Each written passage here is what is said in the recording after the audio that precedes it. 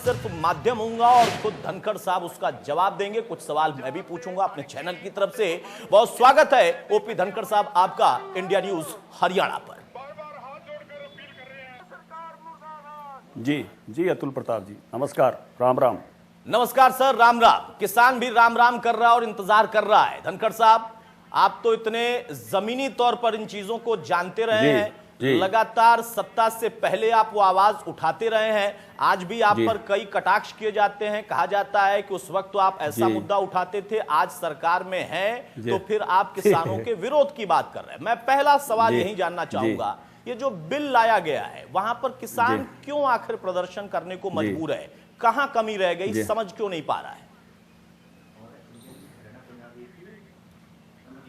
नहीं, उसमें अतुल प्रताप जी एक शंका उत्पन्न कर दी गई, एक भ्रम उत्पन्न कर दिया गया और ये भ्रम कांग्रेस ने उत्पन्न किया, कुछ पॉलिटिकल लोगों ने उत्पन्न किया, क्योंकि पहले तो वो इनका समर्थन करते थे। आप कांग्रेस का घोषणा पत्र देखेंगे, आप हुड्डा कमेटी की रिपोर्ट का 20 नंबर पेज देखेंगे, आप अजय माकन का भाषण सुनेंगे घोषणा पत्र रिलीज करते हुए का, आप कपिल सिब्बल जी का भाषण सुनेंगे, तो वो सब इनके समर्थक थे। और वो एक ये सुधार है और ये केवल उन लोगों के लिए है जो डायरेक्ट मार्केटिंग करना चाहते हैं। और जो पुराना सिस्टम है, मंडी ऐसे ही चलेगी, एमएसपी ऐसा ही रहेगा, इन्होंने एक भ्रम उत्पन्न करने की कोशिश की कि ये सिस्टम खत्म हो जाएगा और नया सिस्टम आ जाएगा। ऐसा नहीं है, ये दोनों सिस्टम पैरेलल चलेंगे। जो नया सिस्टम है हमको मालूम है कि इसमें थोड़ा किसान जाएगा। अभी जैसे हरियाणा का ही एग्जाम्पल मुझे देना हो अतुल जी, तो 82,000 हमारे किसान ऐसे हैं जो एफपीओ से जुड़े हुए हैं और 25,000 किसान ऐसे हैं जो प्रगतिशील किसान हैं। और इनमें से बहुत सारे लोग अपनी डायरेक्ट मार्केटिंग अभी भी करते हैं। केवल उनके डायरेक्ट मार्केटिंग के अच्छे नियम बनाने के लिए ये विधेयक आए हैं। मंडी वैसे ही चलेगी, एमएसपी वैसे ही चलेगा। कुछ पॉलिटिकल लोगों ने अपनी राजनीतिक कारणों से, कोई आप पार्टी से चुनाव लड़ा हुआ आदमी है, निर्दलीय लड़ा हुआ आदमी है, कुछ कांग्रेसी लोग हैं। पहले दिन भी जब हुआ तो वो सुरजेवाला जी के साथी, बार बार उसकी फोटो सब जगह वायरल हुई थी। बाद में कांग्रेस लोग खुद ही झंडे लेके आ गए। पंजाब में तो कांग्रेस झंडे लेके ही खड़ी है। तो ये केवल राजनीति फॉर राजनीति ये कर रहे हैं। ना मंडी बंद होगी ना एमएसपी बंद होगा। और ये डायरेक्ट मार्केटिंग करने वालों के लिए कुछ अच्छे नियम बनाए हैं जो उनके हित के लिए हैं। और ये हमको मालूम है अभी थोड़े लोग हैं, बहुत ज्यादा संख्या नहीं है इनकी, ये 1 लाख के आसपास होंगे हरियाणा में। तो 15 लाख किसान परिवार औसत रूप से हम मानते हैं हरियाणा में, तो 14 लाख तो हमको ही पता है मंडी जाएगा और एमएसपी पे बेचेगा। धनखड़ साहब, आपने कहा कि कांग्रेस ने, बाकी कुछ अन्य दलों ने जो कि अलग अलग पार्टियों से हैं या निर्दलीय चुनाव लड़े हैं, उन्होंने भ्रम पैदा किया। प्रधानमंत्री ने भी एक बात कही थी कि यह भ्रम पैदा किया जा रहा है, लेकिन आपके अपने लोग कैसे भ्रमित हो गए? क्यों आपके एनडीए के घटक दल, आप समझ रहे होंगे मैं किसका जिक्र कर रहा हूं, वो इस्तीफा भी वहां से हो जाता है और वो भी बिल का उतना ही पुरजोर विरोध कर रहे हैं। वहां पर क्या है, किस तरह की राजनीति है?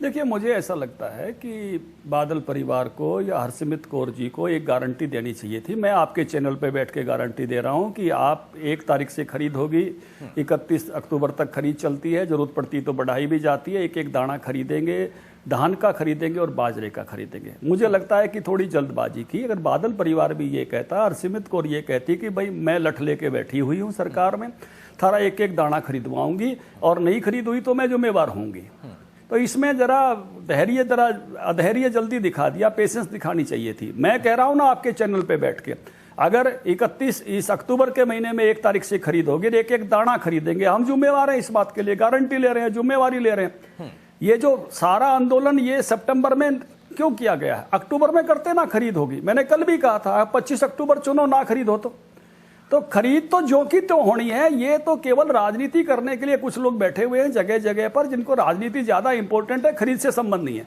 खरीद की तो तैयारी में सरकार लगी हुई है। हम 12 करोड़ जो है वो बोरी ले आए हैं, बारदाना ले आए हैं, 6 करोड़ क्विंटल से ज्यादा धान आता है, हमको मालूम है। हम जो है हमने ड्यूटी लगा दी, अभी 40% एफेड खरीदेगी, 40% हमारा फूड एंड सप्लाई डिपार्टमेंट खरीदेगा, 15% जो है हमारी एग्रो वाले ये जो है वेयर हाउसिंग वाले खरीदेंगे, 5% एफसीआई डायरेक्ट खरीदेगी। इंतजामात में लगे हुए हैं, अफसरों की ड्यूटी लगा दी है, एक एक दाना खरीदने वाले हैं। बड़ी बात आपने कही धनखड़ साहब कि आप तो यहां पर बैठकर चैलेंज भी कर रहे हैं और गारंटी भी दे रहे हैं, और आपने तकनीकी तौर पर समझाया कि प्रदर्शन का वक्त ये क्यों चुना गया है और उसके पीछे की राजनीति क्या है। धनखड़ साहब, इस मंच पर हमारे साथ अब किसान जुड़ रहे हैं और सीधा सवाल किसानों का होगा और आप उनको समझाएंगे भी, उनकी समस्या को सुनेंगे भी और अगर उनकी कोई चिंता है तो उसका आश्वासन भी आप देंगे, समाधान कैसे निकलेगा। मेरे सहयोगी देवेंद्र हमारे साथ हैं, सोना में मौजूद हैं और तमाम किसान भी उनके साथ मौजूद हैं। देवेंद्र, एक एक करके मैं चाहूंगा सवाल आप लेते जाएं। सबसे पहले एक किसान और उनका एक सवाल, धनखड़ साहब उसका जवाब देंगे। देवेंद्र। बिल्कुल अतुल। सर, हमारे साथ प्रदेश अध्यक्ष बीजेपी के ओपी धनखड़ जी जुड़े हुए हैं, आप उनसे क्या सवाल पूछना चाहेंगे? धनखड़ साहब, सबसे पहले तो आपको बधाई हो, अध्यक्ष बने प्रदेश अध्यक्ष, इसके लिए किसान आदमी एक अध्यक्ष बन गए, इसके लिए बधाई। दूसरी बात यह है कि इस मामले में अध्यादेश का हम वैसे तो समर्थन करते हैं, लेकिन अन्य अध्यादेशों का प्रचार प्रसार नहीं कर पाई सरकार। नहीं तो मोदी जी के कहने पे नोटबंदी हो गई, मोदी जी कहने पे। सवाल क्या है? सवाल मेरा ये, प्रचार प्रसार क्यों नहीं किया? बहुत महत्वपूर्ण सवाल है धनखड़ साहब। ये समर्थन आप तो ऐसी पार्टी है जिसके लिए कहा जाता है कि प्रचार प्रसार में कोई कमी नहीं होती है, फिर और भी देखिए किसान कह रहे हैं कि प्रचार प्रसार में कमी रह गई, बाकी तो अध्यादेश का वो और बिल का समर्थन कर रहे हैं। धनखड़ साहब, ये कैसे हो गया? चूक कहां रह गई सर? देखिए, नहीं मैं चूक यहाँ रह गई कि ऐसा लगता नहीं था कि इस अच्छी बात का कोई विरोध करेगा। ये ऐसी बात हो गई कि छोटी बहू ने खीर बनाई थी, बड़ी बहू ने अफवाह फैला दी कि इसमें किसारी डाली हुई है और एक भरम उत्पन्न कर दिया परिवार में। तो ये ऐसी बात, हमको ये नहीं लगता था कि कांग्रेस के लोग भरम उत्पन्न करने चले जाएंगे, ये झूठ बोलने लगेंगे कि खरीद नहीं होगी, एमएसपी नहीं रहेगा, दिक्कत आ जाएगी। ऐसा कोई कारण ही नहीं है। यूं ही की यूं खरीद होगी, यूं का यूं एमएसपी रहेगा। ये तो एक छोटा सा रास्ता जो भाई हमारे गुड़गांव के आसपास हमने 40 किसान बाजार बनाए हुए हैं गुड़गांव में। हमारे एफपीओज वाले साथी, हमारे प्रगतिशील किसान डायरेक्ट बेचते हैं सब्जियां, उनमें जाके उनके फायदे की बात है। हमने केवल उनके नियम सुरक्षित करे। मैं पहले भी, हमारे अमरूद के बाग हैं, ठेके पर जाते हैं हमारे जज्जर के किसानों के, पहले कोई नियम नहीं थे, अब नियम बन गए। पहले भी गाजर यूं की यूं 2 किले की 3 किले की आके ठेका कर लेते हैं, थोक वाले ले लेते हैं, लेकिन पहले कोई नियम नहीं थे। अब उनके लिए एक सुरक्षित करने के अच्छे नियम बनाए हैं, जैसे चौधरी छोटूराम ने कभी सोचे थे। वो उन नियमों के बारे में जानकारी देने की बजाय में एक उल्टी बात चला दी, बोला इससे तो भी ये दिक्कत हो जाएगी, मंडी बंद हो जाएगी, एमएसपी बंद हो जाएगा। भाई झूठ तो 2 दिन चलती है, सच 100 दिन से भी आगे जाती है, पुरानी कहावत है। अभी मंडियां चलेंगी, खरीद होएगी तो इनकी झूठ की पोल निकल जाएगी। किसान भाइयों को तो मैं कह रहा हूं, थारा एक एक दाना बिकेगा, मगर कांग्रेस की झूठ बिकेगी नहीं। और ये जो नियम बनाए हैं ये इतने अच्छे बनाए हैं। देखो, अगर कोई मेरे को ज्यादा पैसे दे देता है तो वो मेरी जमीन नहीं ले सकता उसके बदले में, उसमें लिखा हुआ है नियम में। कोई मेरे को ज्यादा पैसे दे देता है तो मेरे से बंधवा खेती नहीं करा सकता। अगर मेरी तरफ से, किसान की तरफ से मामला गड़बड़ हो गया तो केवल लागत लगेगी और लागत का भी मैं बीमा करा लूंगा। अगर व्यापारी की तरफ से गड़बड़ हुआ तो उसको मुझे 1.5 गुना देना पड़ेगा। अगर कोई ढांचा लगा दिया, मान लो कहा भाई आप तो शिमला मिर्च उगाओ 4 कलर की, आप चेरी टमाटो उगाओ, आप बेबी कॉर्न उगाओ और मैं आपको लगा के देता हूं माइक्रो इरिगेशन, पॉली हाउस। मान लो 3 साल का मेरा उसका सौदा हुआ, समझौता हुआ, ई रजिस्ट्री बनी। अगर 3 साल के बाद मेरा उसका समझौता खत्म हो गया और उसने अपना सौदा वहां से नहीं उखाड़ा मेरी अगली फसल से पहले, तो मेरा हो जाएगा। यानी बिल्कुल जैसे चौधरी छोटूराम ने सोचा था उस तरह से सोचते हुए नियम बनाए गए हैं। ये प्रोटेक्ट करने के लिए किसानों, इनका नाम भी यही है, सरलीकरण, सुदृढ़ीकरण, संरक्षण। इन विधेयकों के नाम ही ये हैं। एक सरलीकरण, सुदृढ़ीकरण का है, एक संरक्षण का है किसानों के। तो ये विधेयक इस रूप में लाए गए हैं जो डायरेक्ट मार्केटिंग करने वाले थोड़े से किसान भाई हैं, ये उनके लिए हैं। जो इनडायरेक्ट मार्केटिंग करना चाहते हैं, मंडी में अपना माल बेचना चाहते हैं, मंडी जो की तो खुली रहेगी, एमएसपी जो क्यों तो रहेगा, भाव ऐसे अभी जैसे एमएसपी। ठीक है धनखड़ साहब, यानी मैं एक लाइन में इसको कहूं तो ये कुछ ऐसा ही भ्रम है कि चाची को मूछें होंगी और हम उनको फिर चाचा कहना शुरू कर देंगे। कुछ ऐसा ही आपने कहा कि छोटी बहू ने खीर बनाई और बड़ी बहू ने अफवाह फैला दी है, लेकिन आप लोग चूक गए इसमें। आप लोग तो काफी अनुभवी व्यक्ति हैं, आपको अंदाजा था कि बड़ी बहू इंतजार कर रही है, खीर बनकर तैयार तो हो, फिर मैं अफवाह फैलाऊं। बहरहाल हमारे साथ हमारे सहयोगी रवि जांगड़ा जोड़ रहे हैं भिवानी से। वहां पर जो किसान मौजूद है, रवि मैं चाहूंगा सीधा सवाल संक्षेप में ले। हमारे साथ खुद पूर्व कृषि मंत्री और मौजूदा प्रदेश अध्यक्ष ओपी धनखड़ साहब मौजूद हैं सवाल का जवाब देने के लिए। रवि जी बिल्कुल, 3 अध्यादेशों को लेकर पूरी तरह से बवाल है। जो बीजेपी की अगर बात करें, प्रदेश अध्यक्ष ओम प्रकाश धनखड़ जी स्टूडियो से सीधे लाइव हैं। कोई सवाल, कोई क्वेरी इस तरह की कोई विसंगति आपको लगती हो 3 अध्यादेशों में, और अगर है तो किस तरह से दूर किया जा सकता है? इसमें किसानों में मुख्य रूप से एमएसपी की चिंता है। तो किसान चाहता है कि हमें एमएसपी की गारंटी दी जाए। एमएसपी के लिए किसान सबसे ज़्यादा चिंतित है आज, और यही मुख्य मांग है किसानों की कि जो एमएसपी है उसको सुनिश्चित किया जाए, चाहे उसके बारे में कानून बनाया जाए। धनखड़ साहब, एमएसपी सबसे मुख्य बिंदु, और किसानों को मैंने सुना, सिर्फ एक ये किसान नहीं बल्कि तमाम अन्य राज्यों के किसानों से भी हमने बात की, उन्होंने भी कहा कि इस पर अगर हमें गारंटी मिल जाए, इसमें क्या दिक्कत है सरकार को, वो भी वो सरकार जो कि हमारे हित का सोच रही है, हमें उस गारंटी से ही सिर्फ मतलब है, उसमें वो क्लॉज डाल दिया जाए। पहले मैं दोनों बातें करूंगा जिससे किसानों भाइयों को बिल्कुल क्लियर हो जाए। पहले ब्याणी के किसान भाई जो बैठे हैं उनको राम राम। भाई ब्याणी की मंडी में, चाहे वह जुई की मंडी है, चाहे लोहारू की मंडी है, चाहे तोसाम की मंडी है, वो सारी की सारी जो हमारी ब्याणी ज़िले की मंडियां हैं या दादरी की मंडियां हैं, यूँ ये बाजरा खरीदा जाएगा, और यूँ कोई धान भी किसी ने बो रखा तो धान खरीदा जाएगा, एमएसपी पे खरीदा जाएगा, कोई दिक्कत नहीं होगी। पहले तो ये जिम्मेवारी के साथ, और ये अगले महीने की बात है, मैं पूरी जिम्मेवारी के साथ कह रहा हूँ। जो बात आपने कही उसके 2 पहलू मैं आपके सामने रखना चाहूँगा जी। एक, अभी जो खरीद होती है वो सामान्यतः खरीद होती है कुल खाद्यान्नों के 35% की जी। पहले जो खरीद हुई थी वो खरीद हुई थी फौज के लिए, छोटूराम ने जब भाव तय कराए थे। फिर खरीद होने लग गई जो फूड एंड सप्लाई की दुकानें, राशन की दुकानें हैं, गरीबों के लिए सामाजिक वितरण प्रणाली है, उसके लिए सार्वजनिक वितरण प्रणाली के लिए खरीद होती है, और उसके लिए लगभग 78 करोड़ क्विंटल, 34 करोड़ क्विंटल गेहूं और 44 करोड़ क्विंटल चावल खरीदा जाता है। सरकार इतना ही खरीदती है और उसको गरीबों के लिए बांटती है। ठीक है।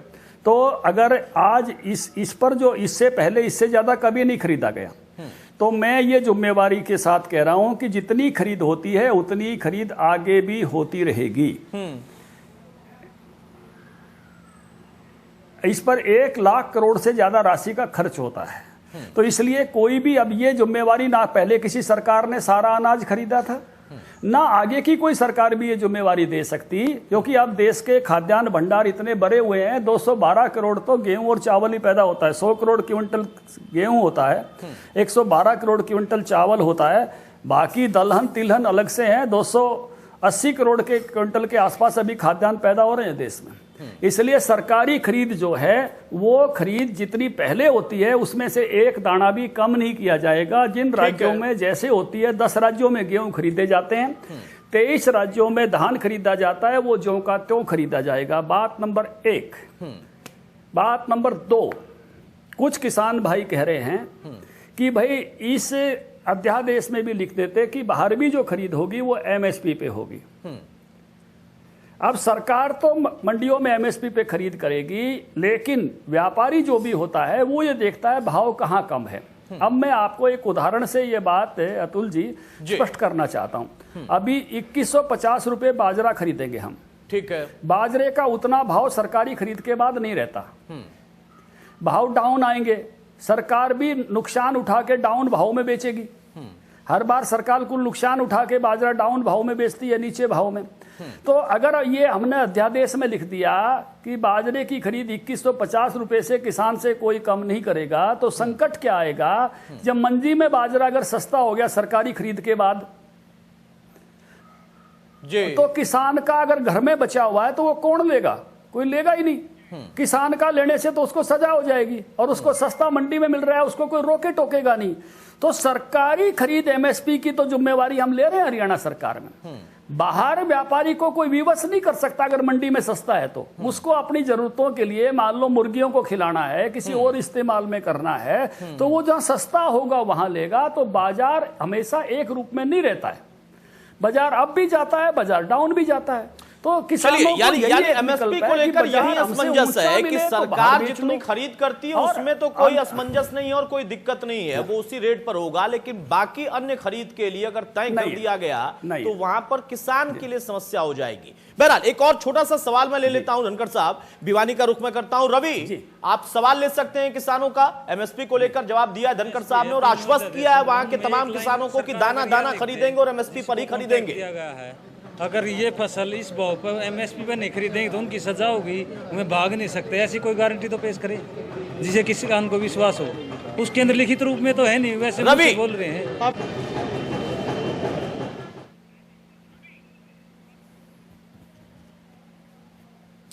धनखड़ साहब घूम कर देखिए, बात वहीं आ रही है कि गारंटी आपने हालांकि समझा दिया, लेकिन उसके बावजूद यह समस्या है कि गारंटी।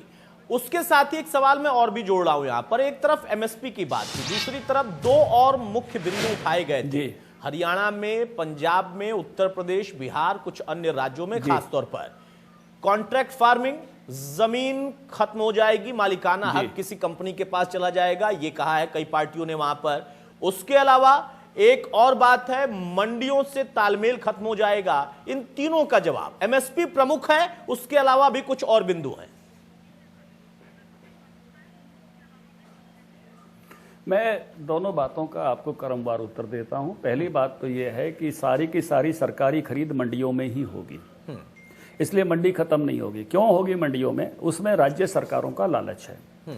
राज्य सरकारों का लालच यह है कि मार्केट फीस परचेजर देता है जी, और भारत में सबसे बड़ा खरीदार कोई है तो भारत सरकार है। तो हमारे हरियाणा से 15 करोड़ क्विंटल जो है गेहूं और धान मोटे तौर पर खरीदा जाता है, तो उससे हमको 1000 करोड़ की मार्केट फीस आती है। तो हम क्यों छोड़ना चाहेंगे? परचेजर देता है, किसान पे नहीं है, परचेजर भारत सरकार है, तो एक तरह से भारत सरकार से 1000 करोड़ रुपया हरियाणा सरकार को ट्रांसफर होता है। ठीक है, तो क्योंकि मंडी से बाहर मार्केट फीस 0 कर दी है, तो इसलिए हम मंडी में ही खरीदना चाहेंगे। बड़ा परचेजर भी वही है, मंडी यों क्यों चलेगी, एमएसपी यों क्यों रहेगा, एपीएमसी यों का रहेगा, और ये किसानों के हित की सारी योजनाएं यों क्यों चलेंगी। अब दूसरी बात जो है कि मंडी से के बाहर मार्केट फीस 0 कर दी है, तो मोटे तौर पर बाजरा हम खरीदते हैं, सरसों हम खरीदते हैं, एक दाना खरीदते हैं। हमारे यहाँ 2 फसल और बच गई, एक बच गया बासमती और एक बच गई कपास। तो कपास पर और बासमती पर हमने मार्केट फीस घटा के 1% कर दी है, 4 की बजाय आधा % करके 2 जोड़ के 1 कर दी है। तो इसलिए बाहर और भीतर में ज्यादा अंतर नहीं रहा। इसलिए व्यापारी भी इस बात से खुश हो गया है कि हमने मार्केट फीस घटा दी है।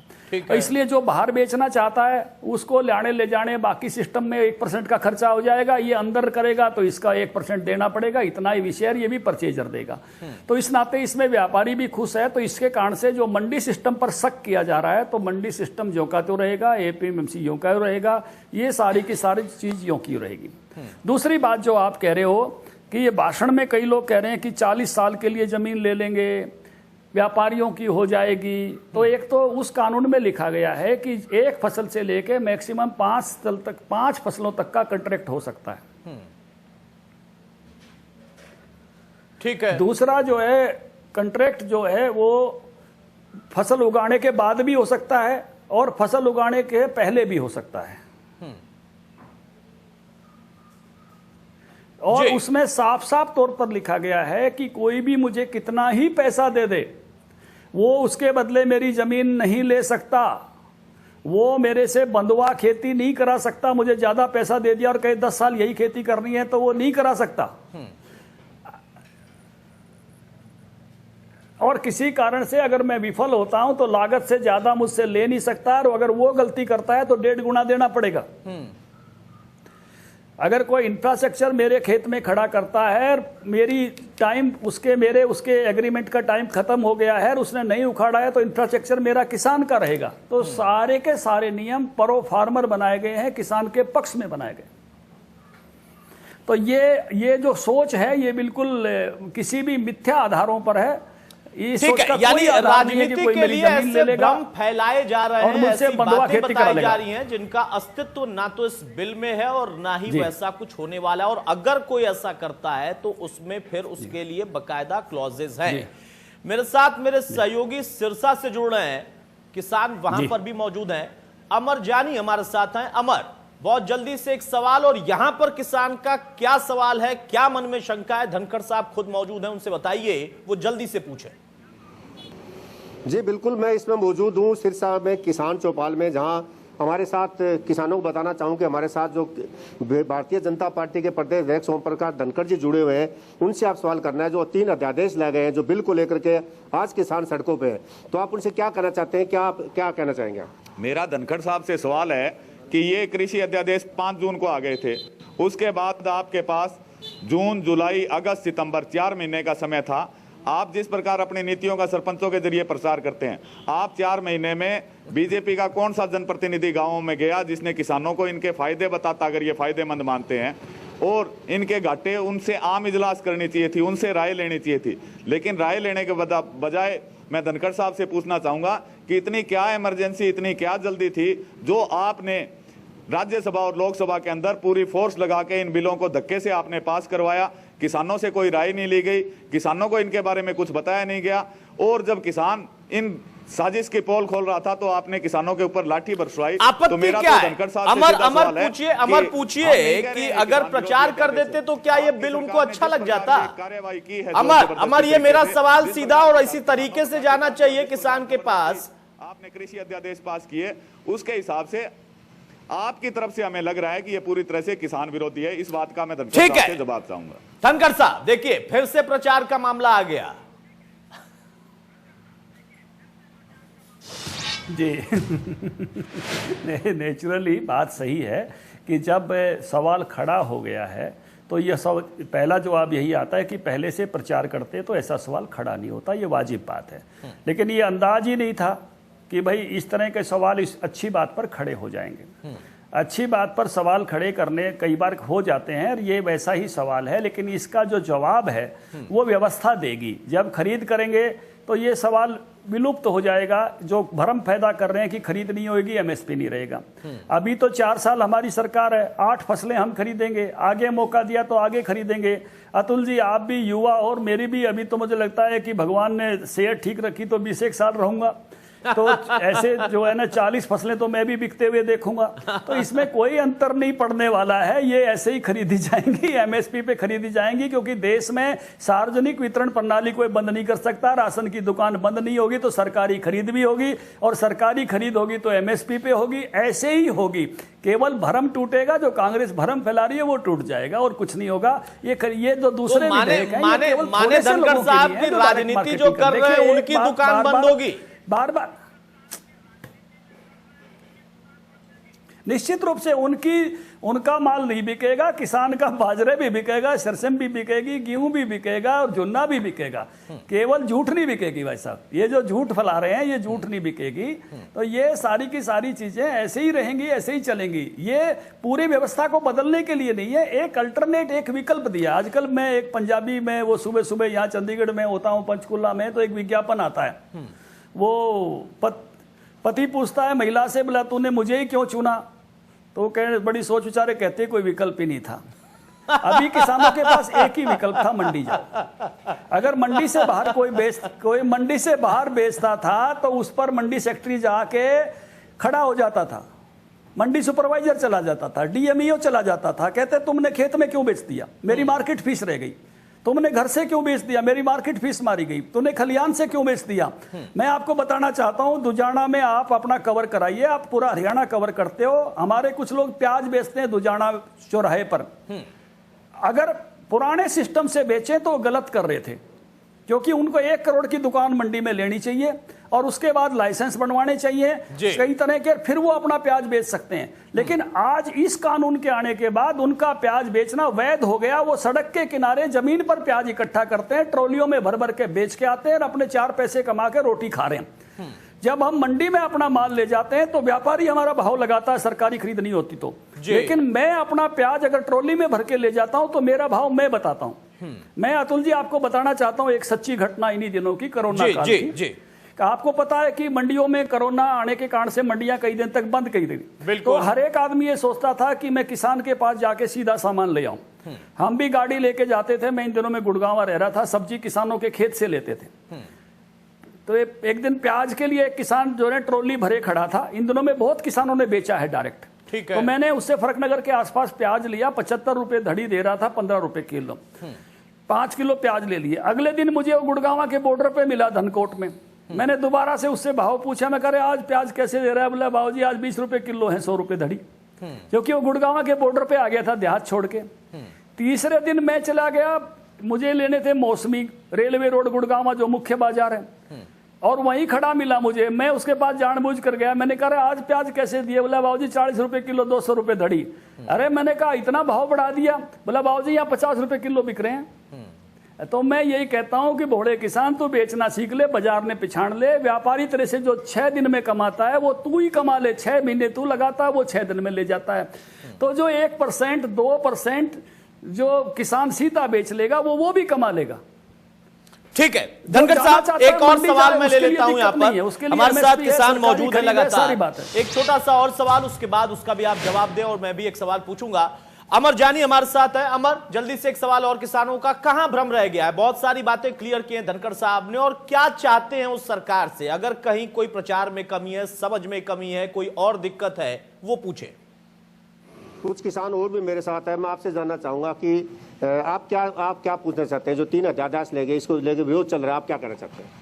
ये है कि अगर जो ये इतने ही किसान के हितैषी हैं, किसान के हित में हैं, तो सरकार कहाँ फेल हुई है कि किसानों को समझाने के लिए आज किसान सड़कों पे क्यों आया? क्या कारण है? क्या कहीं सरकार धनखड़ साहब तीसरी बार प्रचार आ गया, प्रचार में कमी है, यही कमी है मुझे दिखाई दे रही है। देखिए मैंने मान लिया, पंजाब की तो सरकार उतर गई, झंडे लेके उतर गई, सारे कांग्रेसी झंडे लेके उतर गए। हाँ। अब ये इस बार बरगलाने की राजनीति पे आ गए, शंका उत्पन्न करने पे आ गए। तो अभी मैं एक बात आपके माध्यम से पहुंचाना चाहता हूं किसान भाइयों को, और अतुल जी मैं खास करके पंजाब के किसान भाइयों को पहुंचाना चाहता हूं जी। देखिए पिछली बार 6 करोड़ 40 लाख क्विंटल जो है धान हरियाणा में खरीदा गया था, और 3.5 लाख टन बाजरा खरीदा गया था। उसके लिए जो बारदाना चाहिए वो हमने खरीद लिया है, 14-15 करोड़ हमको बोरी चाहिएगी। 50 किलो की एक बोरी होती है, कुछ बाजरा भरेंगे, कुछ धान भरेंगे जी। उसके लिए 40% की जिम्मेवारी हमने एफएड की लगा दी है, 40% की जिम्मेवारी हमने फूड एंड सप्लाई डिपार्टमेंट की लगा दी है, 15% वेयर हाउसिंग कारपोरेशन की लगा दी है, 5% की जिम्मेवारी एफसीआई की लगाई है। उसके लिए पैसा चाहिए होता है तो क्रेडिट लिमिट सब ने अपनी बनवानी है, और एक एक जगह मुस्तैद कर दिया है मंडियों में। कहीं कैप्टन साहब राजनीति कर दे ना रह जाएं, उत्थे जरा बारदाना मंगवा ले। में पंजाब में तो हमसे ज्यादा 26-27 करोड़ बोरी चाहिएगी, बारदाना मंगवा ले। में बंगाल से आता है, टाइम लगता है बारदाना आने में, और अपनी क्रेडिट लिमिट खड़ी कर ले में, क्योंकि पैसा बाद में आता है, बैंकों से क्रेडिट लिमिट के आधार पर किसानों की पेमेंट होती है। मैं किसान भाइयों को अपील बेनती करता हूं, डीएफएससी ने जाके पूछें कि खरीद का इंतजाम हो गया कि नहीं हो गया, साड़ी मंडी विच बारदाना आ गया कि नहीं आ गया। मोदी तो एक एक दाना खरीदना चाहता है, राज्य सरकार को लगना पैदा है पूरी तरह से। अगर राज्य सरकार ढंग से नहीं लगी तो किसान भाइयों को दिक्कत आएगी। पटरियों पे अपना काम जो है उनका जब धरने के बाद वो उत्थे कैप्टन साहब के अफसरों को जाएं, कैप्टन साहब पे जाएं कि पूछे बारदाना आया कि नहीं आया, क्रेडिट लिमिट। बड़ी बात कही आपने, और चैलेंज भी आपने कर दिया है कि केंद्र की सरकार पंजाब में भी अपने एजेंसियों के जरिए खरीद के लिए तैयार है। राज्य सरकार ने इंतजाम क्या किए, और अगर नहीं किए हैं तो बारदाने का इंतजाम कर लें, क्रेडिट लिमिट अपनी बढ़ा लें। ये आपने चैलेंज भी कर दिया है। धनखड़ साहब हमारे साथ आप बने रहिए लगातार। सोना हम एक बार फिर से रुख करते हैं, मेरे सहयोगी देवेंद्र वहां पर मौजूद है। देवेंद्र, प्रचार को छोड़ के और क्या आपत्ति है ये पूछिए, क्योंकि प्रचार वाला सवाल तो कई बार प्रचार में आ गया और धनखड़ साहब ने माना कि हां रह गई भाई कमी, हमें उम्मीद नहीं थी कि अफवाह ऐसे फैलेगी। उसके अलावा क्या आपत्ति है? देवेंद्र सवाल सीधा। देखिए बिल्कुल अतुल, ओम प्रकाश धनखड़ जी कह रहे हैं सरल है, संरक्षण है, और एक एक किसान का दाना खरीदा जाएगा। आपका क्या सवाल? हमारा ये सवाल है कि एमएसपी बढ़िया कोई योजना नहीं है, एमएसपी की डिमांड है, कोई विरोध नहीं है, मैं इसका समर्थन करता हूं। एमएसपी एमएसपी की डिमांड है। देखिए बिल्कुल अतुल, एमएसपी की गारंटी चाहिए किसान को। देवेंद्र फिर से पूछिए और ये सवाल पूछिए आप कि एमएसपी का तो जवाब धनखड़ साहब ने दिया कि व्यवस्था जो थी वहीं रहेगी, गारंटी की कोई जरूरत नहीं है। उसके अलावा क्या जमीन चली जाएगी, मालिकाना हक अंबानी अडानी का हो जाएगा, इस तरीके का कोई भ्रम है, कोई समस्या है, या फिर उसके अलावा मंडी की व्यवस्था खत्म हो जाएगी, ऐसी कोई व्यवस्था इनके मन में आ रही है, या भ्रम है, या इनको लगता है कि हाँ ये है? देखिए बिल्कुल एमएसपी की तो गारंटी सरकार दे रही है कि दाना खरीदा जाएगा, किसी तरह से किसान को कोई दिक्कत नहीं आएगी। क्या आपको क्या डर लगता है, क्या गारंटी में चाहिए? क्योंकि गारंटी सरकार दे रही है, बार बार ओपी धनखड़ जी यही कह रहे हैं कि गारंटी पूरी है, किसी तरह की कोई दिक्कत नहीं। गारंटी अगर पूरी है तो किसान को दक्षिण हरियाणा में कोई दिक्कत नहीं है। एमएसपी पे किसान की फसल बिकनी चाहिए, और एमएसपी पे किसान की फसल बिक जाए तो ये बढ़ते हुए कदम स्वामीनाथन आय रिपोर्ट की ओर है। ये मतलब आज यदि 2022 में किसान की आय दुगनी हो जाएगी तो स्वामीनाथन आयोग का भी एक जो क्या जो किसान सड़कों पर हैं, क्या आपको भी ऐसा डर है कि सरकार जमीनें छीन लेगी? नहीं, बिल्कुल नहीं, ऐसा हमें कोई डरने की। ठीक है देवेंद्र, मैं आपके पास आऊंगा। धनखड़ साहब, आपने सुन लिया दक्षिण हरियाणा में किसान क्या कह रहे हैं, एमएसपी पर आपकी गारंटी पर उन्होंने मान लिया। देखिए बाजरा, देखिए अतुल जी मैं आपको ये बताना, अतुल जी एक मिनट मैं आपको ये बताना चाहता हूँ। एक समय जब बंसीलाल जी हमारे नेता थे तो बंसीलाल जी एक भाषण किया करते थे कि भाई ये जो कई जिलों वाले लोग हैं ये हमारे रिश्ते नहीं लेते, हमको बागड़ी कहते हैं, और जो है हमको गुड़ नहीं देते। वो रोहतक में आते तो भी यही भाषण करते थे कि भाई अब तो मैंने नहर ले आया, मेरे आपके रिश्ते होने लग गए, मैंने बिहाड़ी में अंगूर उगवा दिए। मैं मोदी जी का इस बात के लिए धन्यवाद करता हूँ, उन्होंने बाजरे का भाव भी 2000 से ऊपर कर दिया, 2150 है। एक एक दाना हम खरीदने लग रहे हैं, दक्षिण हरियाणा का, सोना का, नूह का, मेवात का, रेवाड़ी का, महेंद्रगढ़ का।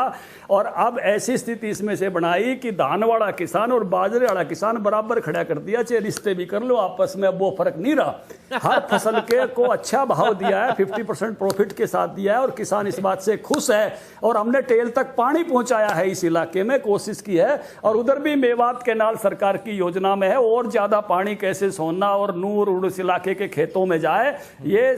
और 6000 रुपए सीधे मोदी जी ने किसान को दिए हैं, इससे पहले ना मनमोहन ने दिए, ना इंदिरा गांधी ने दिए, ना किसी और ने दिए। तो ये जो है प्रधानमंत्री है, ये किसान हितैषी प्रधानमंत्री है। राहुल गांधी जी के पिताजी तो ये कहा करते 1 रुपया बेचता हूं तो 15 पैसे मिलते हैं, मोदी जी 2000 देते तो 2000 पहुंचाते हैं सीधे। ठीक है धनखड़ साहब, उसी सवाल को मैं थोड़ा सा और व्यापक कर रहा हूं, चूंकि आपका इतना लंबा अनुभव ना सिर्फ प्रदेश की राजनीति में बल्कि अपनी पार्टी में और पार्टी से जुड़े संगठन में तमाम जगहों पर राष्ट्रीय स्तर पर आपकी भूमिका, मैं व्यक्तिगत तौर पर यह महसूस कर रहा हूं दक्षिण हरियाणा का किसान धनखड़ साहब के कहने से मान रहा है कि हाँ अध्यादेश और बिल दोनों ठीक है, हमारा आपत्ति जो थी एमएसपी उस पर हम मान लेते हैं गारंटी। उत्तर प्रदेश में मैं जाता हूं तो देखता हूं कि पूर्वांचल में उस तरीके की हवा नहीं है, लेकिन पश्चिम में आकर कुछ आंदोलन, प्रदर्शन या आपत्तियां आ रही हैं। बिहार का कमोबेश यही हाल है। यह क्यों हो गया कि प्रदेशों के अंदर भी हिस्से बंट गए इस बिल को लेकर? पंजाब का सिनेरियो कुछ अलग दिख रहा है, बाकी अन्य राज्यों में भी हिस्से के हिसाब से प्रदर्शन हो रहा है। ये क्या है, इसकी मूल वजह आप क्या मानते हैं, और राजनीतिक तौर पर इसको आप लोग कैसे देख रहे हैं, कैसे हल निकालेंगे? देखिए अतुल जी, ऐसा है कि किसान और किसान की जत्थेदारी या किसान का अपना संगठन वो अलग अलग इलाकों में अलग अलग है, और उसके इश्यू भी अलग अलग रहते हैं। मैं ये देखता हूं कि देश में मजबूत जो किसान संगठन रहे हैं, पहले गन्ना किसान संगठन रहे हैं, और उसके अलावा फिर किसान संगठन रहे हैं तो हिमाचल में सेब का किसान संगठन रहा है जी। उसके बाद कोई किसान संगठन सबसे कमजोर रहे तो मोटे अनाजों के रहे हैं। तो ये किसानों की भी उस फसलों के हिसाब से भी एक मैं कहूँगा पैटर्न रहा है संगठनों का, और उसी हिसाब से किसानों के मुद्दों पर बात करने वाले लोग रहे हैं। तो ये जिस तरह से जिस लोगों ने जैसी बात पहुंचाई है, अब जैसे शेतकारी संगठन है महाराष्ट्र में, वो समझता है कि हमारे हित की बात है। जितने गुजरात के संगठन है वो कह रहे हैं हमारे हित की बात है, जो रैयत संघ वगैरह हैं दक्षिण में वो कह रहे हैं हमारे हित की बात है। ये यहाँ भ्रम उत्पन्न किया गया पंजाब में कुछ लोगों ने, उसके कारण से जो पंजाब के साथ का हमारा इलाका है उसमें कुछ बातें आई, कुछ पॉलिटिकल लोग थे भ्रम फैलाने में थोड़े आगे बढ़ गए। नहीं तो कुल मिला के किसान इस बात को समझता है कि भाई उसके हित की बात है। ये जो डायरेक्ट मार्केटिंग वाले हैं, इसको ऐसे मान लो आप एक घर में 10 बंदे हैं, 9 बंदे खाद्यान्न उगा रहे हैं, मंडी बेचना चाहते हैं, एक बंदा अपनी डायरेक्ट चंडीगढ़ में दुकान लेना चाहता है, पंचकूला लेना चाहता है, गुड़गांव लेना चाहता है, जलंधर लेना चाहता है और अपने खेत का माल सीधा ले जाके वहां बेचना चाहता है। तो भैया उसको क्या सुविधा मिले, या कोई उसका खेत पर से आके लेना चाहता है तो उसको क्या सुविधा मिले, ये नियम केवल और केवल उन भाइयों के लिए है। पुराना सिस्टम उन 9 भाइयों का जो का तो रहेगा। 9 भाई इस एक भाई के जो सुविधा दी है इसके प्रति जो है ना वो अच्छा भाव रखें, उनका भाव अच्छा रहेगा। ये एक वैकल्पिक व्यवस्था है, पूर्ण व्यवस्था का परिवर्तन नहीं है। चलिए, ये बहुत बड़ा बिंदु भी है कि बार बार आपने उदाहरण से भी समझाया, प्रधानमंत्री का संबोधन भी मैंने सुना, उन्होंने भी कहा कि इसमें तो हमने विकल्प बढ़ाए हैं ना कि हमने कम किए हैं। ये वैकल्पिक व्यवस्था है, ना कि आप पर कोई थोपा गया बिल है। सिरसा का एक बार मैं फिर से रुख करता हूं। धनखड़ साहब, जैसा आप जिक्र भी कर रहे थे, कुछ अलग अलग संगठन अलग अलग बॉर्डर्स के हिसाब से, राज्य के हिसाब से वो समर्थन में है या विरोध कर रहे हैं। अमर, अगर हम देखें तो राजस्थान, पंजाब, वहां पर किस तरीके का प्रदर्शन या फिर वहां पर क्या मांगे हैं, उसका प्रभाव इन हिस्सों में, और क्या यहां पर अब आखिरी सवाल आपके जरिए किसान का। जी, कुछ किसान और भी मेरे साथ मौजूद है, उनसे जानना चाहूंगा कि अभी जो आखिर किसानों को बंद क्यों करना पड़ा, आज बंद का आह्वान किया गया, किसानों को सड़कों पर क्यों उतरना पड़ेगा, आप क्या पूछना चाहते हैं धनखड़ साहब से? ऐसे ही मैं धनखड़ साहब जी से ये पूछना चाहता हूं कि जब ये 3 अध्यादेश जारी किए गए, ये तो मान लो इन्होंने चुपके से कर दिया, तो मोदी साहब जो भी बात करनी होती है मन की वो तो सारा के सामने आके कर सकते हैं। हमारे लिए 3 अध्यादेश जारी किए गए और हमारा डिसीजन तक, हमारा फैसला तक नहीं पूछा गया भी हम ये जारी कर रहे हैं, और आप मतलब आप इससे संतुष्ट हैं या नहीं है? धनखड़ साहब की बात में नहीं गया तो आप क्या? धनखड़ साहब देखिए, इसका मैं बहुत संक्षेप में जवाब चाहूंगा। धनखड़ साहब फिर से वही बात, मान लो अगर फिर से वही बात जारी है तो मान लो ये लिखित रूप में क्यों नहीं देना चाहते? इनको डर किस बात का है? अतुल जी, जो बात स्पष्ट है आप जी बोलिए। धनखड़ साहब, अतुल जी, दो बातें मैं इसमें कहूंगा। एक बात से मुझे खुशी है कि अध्यादेशों के प्रति या विधेयकों के प्रति लोग जागरूक हो रहे हैं, किसान जागरूक हो रहे हैं। अभी हरियाणा विधानसभा में 12 कानून पास हुए थे, शायद लोग नाम नहीं बता पाएंगे, पत्रकार भी नहीं बता पाएंगे। ये तो एक अच्छी बात तो यह है कि इस बारे में जागरूकता आ रही है, और गलत बात गई है तो सही बात भी जाएगी, भरम गया है तो भरम टूटेगा भी। तो ये उस नाते से जागरूकता होना तो मुझे वो खुशी दे रहा है। दूसरी बात ये भी अच्छी बात है कि उन्होंने कहा कि इस विषय में हमसे वार्ता होनी चाहिए थी। प्रधानमंत्री अभी जब भ्रम फैला गया तो लगता नहीं था, मैंने पहले ही कहा कि खूब जोरदार तरीके से वार्ता कर रहे हैं। और अगली बात यही है कि इस बात की गारंटी तो सत्य देगा, जब खरीद होगी तो अपने आप ये लोग भ्रम से बाहर आ जाएंगे, जिनमें भी भ्रम पहुंचाया गया। ज्यादातर लोगों में भ्रम नहीं है, कुछ लोगों में है। जब खरीद होगी तो वो भी टूट जाएगा। बहुत अच्छी खरीद की व्यवस्था हम कर रहे हैं। मैंने भी अपनी पार्टी पदाधिकारियों की ड्यूटी लगाई है। स्ट्रेटजी का हिस्सा मैं इसलिए कह रहा हूं कि कई बातें होती हैं जो सरकार करती है, पार्टी करती है, तो फिर वो उसका प्रचार करती है, लेकिन कुछ काम ऐसे आपने किए जिसका प्रचार अब खुद उस किसान के जरिए या उसके आंदोलन के जरिए हो रहा। वो समझने की कोशिश कर रहा है कि कहां हमें इस पे आपत्ति है, क्यों आपत्ति है, क्यों हमारे लिए नुकसानदेह है। ये कहीं स्ट्रेटजी तो नहीं है आप लोगों की?